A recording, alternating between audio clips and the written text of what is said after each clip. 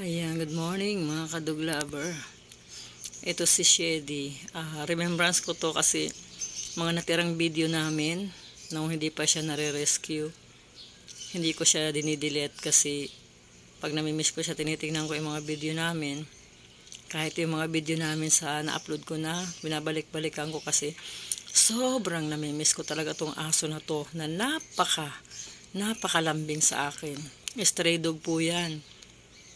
Pero sobrang lambing niya sa akin. Naharangan po niya yung dadaanan ko dyan. Pag alam niya uuwi na ako, tapos na ako magpakain sa kanya, haharangan niya na yung dadaanan ko. Hindi niya ako pinapadaan kasi ayaw niya akong paalisin. Or minsan gusto niya sumama kaso hindi talaga pwede sa bahay.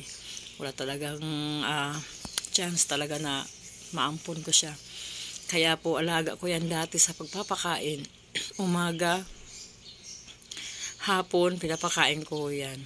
Kasi sobrang love na love ko yan si Shady. Kaya po yan pinangalanan kong Shady. Sa mga nakakakilala kay Shady sa dati kong mga video. Kasi nakatira po yan dyan sa waiting shed ng Mendiola. Diyan lang po siya sa waiting shed, hindi siya umaalis. Matagal ko na po yung pinapakain. Kaya nabigla ako nung nirescue yan, nawala yan. Nagtarong-tarong ako dyan sa paligid, yun nga po, na-rescue daw. Tapos natuntun ko naman nag-rescue sa Bulacan. Yun na sa Bulacan, sa shelter. Okay naman siya kasi nanganak nga yan eh. Bali, 4, 5 yata yung anak niya.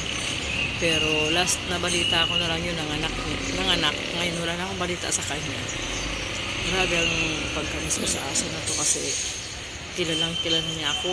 Kahit sa jeep ako niyan, dumadaan ako niyan. Pag nakita niya ako, tumatakbo yan. Minsan nakita ko na sa may Jollibee sa malapit sa amin, nakarating na siya doon. Siguro hinahanap niya na ako. Di ko naman siya maadap kasi bawal sa amin yung dog. Sobrang mahal na mahal ko yan si Shady. Kaya grabe iyak ko niya nung rescue yan, nung hindi ko na siya nakikita. Kaya hindi ko dinidelete yung mga video namin na iba. Talagang may tinara ako kahit naka-upload yung mga video ko na iba. Ayan diyan ako dumadaan. Diyan siya naghaharag sa akin. Ayaw niya akong padaanin. Miss ko siya sobra. Kaya natutuwa ako na may mga video pa kami. Tumaba kaya yan guys kasi grabe. Pakain ko sa kanya umagat hapon. Tiyagaan ko talaga yan. Dinadalan ko siya ng pagkain sa katubig. Tapos himas-himas. Kasi marami naman po nag-ano sa kanya dyan. May mga nagpapakain din na iba. Kami talaga yung regular nagpapakain sa kanya kaya kilalang kilala niya kami. Sobrang ano niyang aso na yan, sobrang lambing, napakabait. Sabi ko, ewan ko kung kanino to, ba't napakalambing naman ay pinabayaan na lang dyan.